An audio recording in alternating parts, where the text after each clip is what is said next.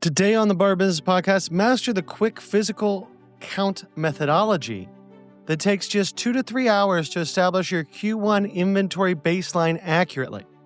Learn variance analysis and how to identify exact problems with your costing and acceptable variance, and discover how to implement cost adjustment and par level reset strategies that can free up 15 to 20% of your total inventory investment while ensuring you're constantly stocked as we get into the new year. Hello and welcome to the Bar Business Podcast, where we help bar owners increase profits, attract loyal guests, and simplify operations so you can avoid burnout and finally enjoy your life outside of your bar. I'm your host, Chris Schneider, the Bar Business Coach. The Bar Business Podcast is brought to you by QuickSpec. And full disclosure, I'm a co-founder. We built QuickSpec to give you back your time and help you work smarter, not harder. QuickSpec connects your POS data, layers in real-world context, and gives you actionable forecasts and KPI dashboards that allow you to make data-driven decisions so you can spend less time guessing and more time on what matters. Staff smarter, order better. Stop planning for rushes that never show up or getting caught off guard by the ones that do. When you make decisions based upon real data, not guesswork, you get your time back and your team runs smoothly.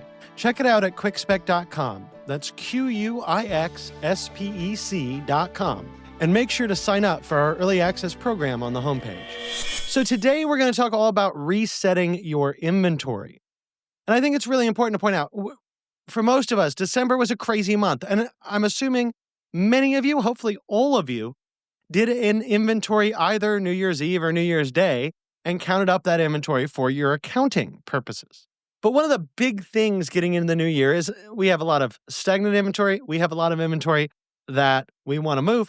And we need to kind of reset our whole approach towards inventory at the beginning of the year. So today we're going to talk about why January inventory matters. We're going to go through a quick way to get a really good physical count of your inventory.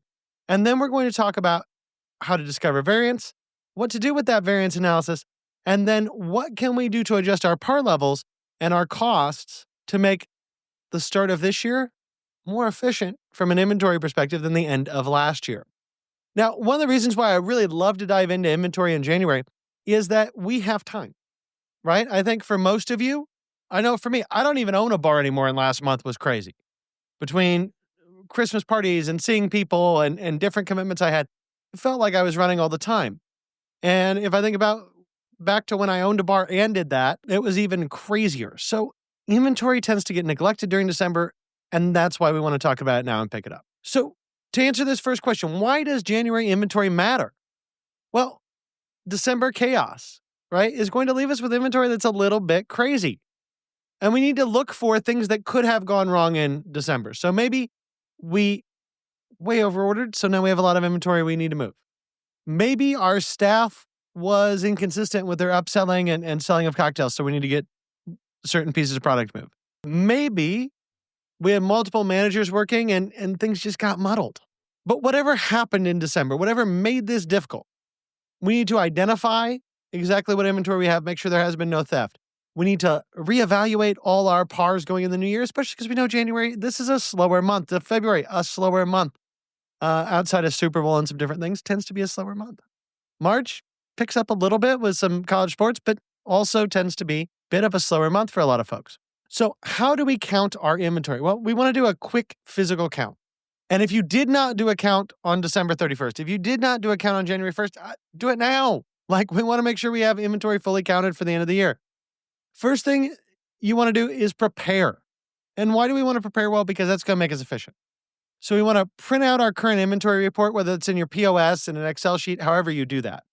Make sure it's organized by category. Ideally, we want to make sure that when we're going to do our inventory count, it's organized not only by category, but by where we're counting. So like my old school inventory sheets that I used to do in Excel, there was like, okay, here's food. And then it would be on the line, in the walk-in, in this cooler, in that cooler. And then within that, we would divide it up by section. So it would be, dairy in the walk-in, dairy in the walk-in, meat in the walk-in, vegetables in the walk-in, whatever. And then by repeating that over and over again, you have categories that mean a lot. And also, if you're good with Excel and you're doing this in Excel, you can actually roll that up in a lot of different ways. So you could see, what is all my meat, what is all my veg, but also what is everything in my walk-in. The reason that I like to do that kind of place-based organization is just because it's going to make your account easier and it makes it easier not to miss things. One of the biggest problems folks have when it comes to taking inventory is not counting, but it's missing an item, either forgetting to write down an item that exists in a location because it's not on your sheet, or not counting an item because it's not on your sheet. So when we organize by location, we make sure that we're capturing everything in that location. And this is particularly important with things like cheese, right? Say like sliced American cheese, because if you're like me, you probably have sliced American cheese in your walk-in. You probably have some backup in a refrigerator somewhere or under your line, and then you probably have some on your line. So we have 3 different locations, all have cheese that we probably want to count. So you want to make sure you've identified those locations and gotten that preparation in place. Then what we want to do is we just want to count, go shelf by shelf, bottle by bottle, food item by food item. When it comes to liquor bottles, you know, obviously the most accurate liquor inventory you're ever going to get is hiring a company like Barmetrics. Secondary would be using something like Margin Edge and using their weight system and weighing the bottles yourself, which should get you about where Barmetrics is. But if you're not paying for something else, you got to do this yourself. I always look at a tenth of a bottle. Now, here's the thing about a tenth of a bottle. We've talked about this before on the podcast, but I always like to bring this up. I look at a bottle and say it's 1/10. You look at a bottle and say it's a 2/10. Are we both right? No, we can't both be right. Are we both wrong? Yeah, frankly, probably we're both off. It's probably somewhere in between those two. How do you pick it? Well, you just kind of pull a number out. Now, by tenths, you're going to get pretty close and be pretty consistent across people counting. But whenever possible, if we can have the same person do the inventory count every time, that's going to increase our reliability of our data, and it's going to increase the speed and consistency, because that same person is probably going to look at the same Smirnoff bottle and assume that 1/10 is the same spot he was last time he said it was a tenth. And if he said it was 2/10, he's going to assume, okay, this is 2/10. You get more consistency when you have one person counting. But the big thing here is take your time, be specific as you can.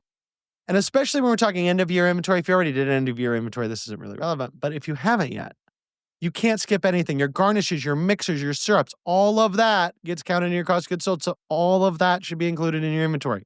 Some tips I can give you. If you can do it with 2 people, have one person count, one person record, that actually is going to make you more accurate. It can significantly increase your accuracy. Make sure anything that seems off, when you go and you put all this stuff back in your system and you go, oh, this is a variance I didn't expect, make sure you go investigate that.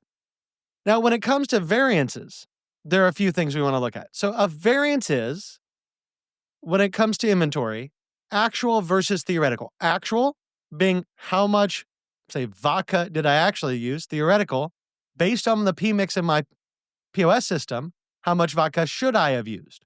So you have to understand your recipes for everything. This is one of the reasons, in addition to costing, that I say, okay, we need to know every ingredient down to the penny on every plate, because then we can actually measure our inventory properly, because we know exactly how much of any given inventory is going into a food item, a cocktail, or anything that we are serving. But we want that actual to theoretical. Those are never going to match, but we want them to be as close together as possible.